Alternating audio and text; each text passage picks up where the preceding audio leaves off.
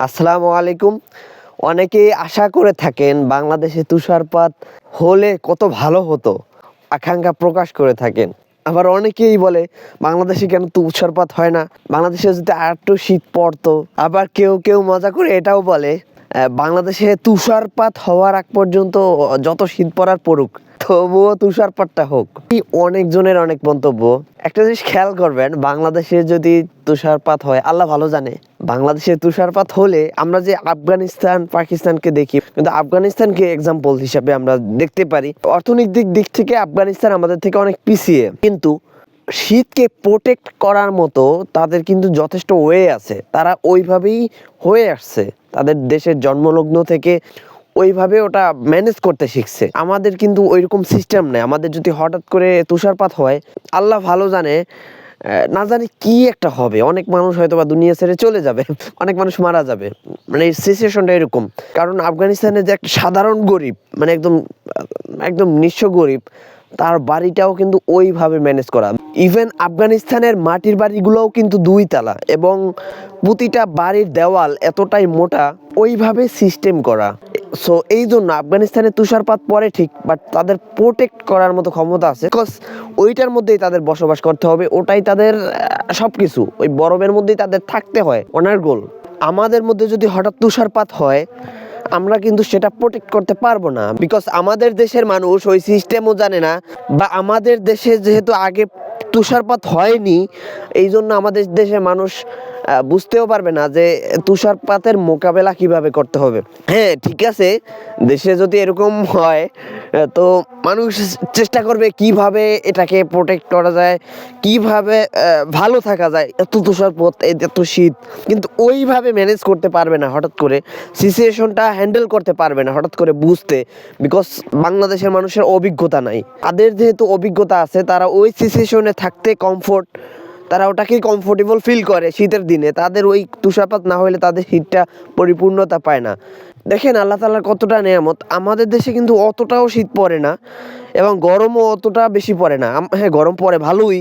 আমাদের দিক থেকে আমরা মনে করি অনেক গরম, কিন্তু এই গরম অনেক অনেক দেশের তুলনায় কিছুই না। এই শীত অনেক অনেক দেশের তুলনায় কিছুই না। আর আমাদের দেশে যদি বরফ পড়ে, তুষারপাত হয়, অনেক বাড়ির মধ্যেই তুষারপাত হয়ে যাবে, অনেক বাড়ির ভিতরেই। আমাদের দেশে ভালো বিল্ডিং গুলোও কিন্তু ওই রকম তুষারপাত মোকাবেলা করবে, বাসার ভিতরে একটু গরম থাকবে, ওই রকম পরিবেশ নাই। বিল্ডিং এর ভিতরের অবস্থাও খারাপ থাকবে। আমাদের দেশের অনেক মানুষ রাস্তায় ঘুমায়। তো আফগানিস্তানকে আমরা অনেক ক্ষেত্রে গরিব করতে পারি। অর্থনৈতিক দিক থেকে আফগানিস্তান পাকিস্তান আরো অনেক দেশ আমাদের থেকে কম হতে পারে, কিন্তু তাদের দেশের ব্যবস্থা কিন্তু আমাদের থেকে মানে ফার বেটার অনেক ক্ষেত্রেই। আমাদের দেশে খাবার নাই, অভাবে আছে, তার মানে মানুষের বাড়িতে চাল নাই বা এরকম না খেয়ে আছে মানুষ, খুব অভাবের তাড়নায় যাচ্ছে, ভালো খেতে পারতেছে না, তার মানে এটা।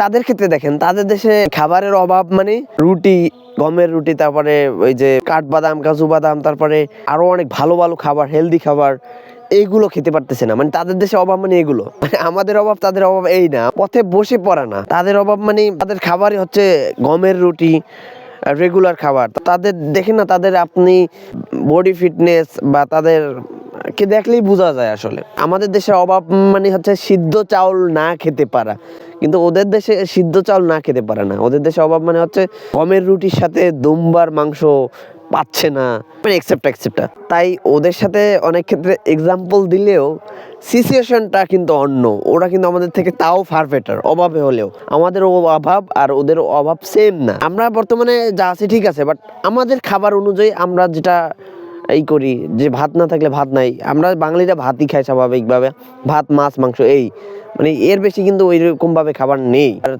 মাছ মাংস তাও ব্রয়লার মাংসটাই বাংলাদেশের মানুষ বেশি খায়, হিউজ খায়। আর ব্রয়লার তো সবাই জানে এটা মানে ক্ষতিকর, কিন্তু খাইতে তো হবেই, কিছু তো খাইতে হবে, তাই না? ওইরকম একদম হেলদি প্রোটিন, হেলদি আমিষ বাংলাদেশে খাওয়াটা আসলে পাওয়াটা একদমই কঠিন ব্যাপার। বাংলাদেশে আমিষ পাওয়াটা, হেলদি খাবেন এরকম চিন্তা করাটাও খুব কঠিন ব্যাপার। কারণ বাংলাদেশে কোনো বিলে খেতে আপনি সব ক্ষেত্রে দেখবেন সার লাগানো, সার দিয়ে জমি চাষ করা হয়, অর্গানিক ভাবে খুব তেমন একটা হয় না।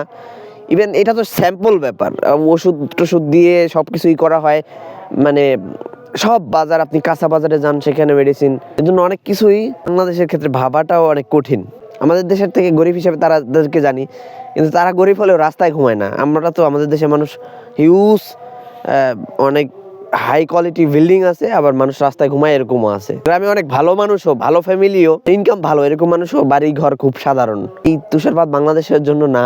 তবে কোনো দেশে যদি আমরা ট্যুরিস্ট হিসেবে যাই, সেখানকার গাইডলাইন অনুসারে চলে আমরা ওইখানকার পরিবেশের সাথে অভ্যস্ত হয়ে যাই, তাও কিন্তু হঠাৎ করে আনকমফোর্টেবল লাগে।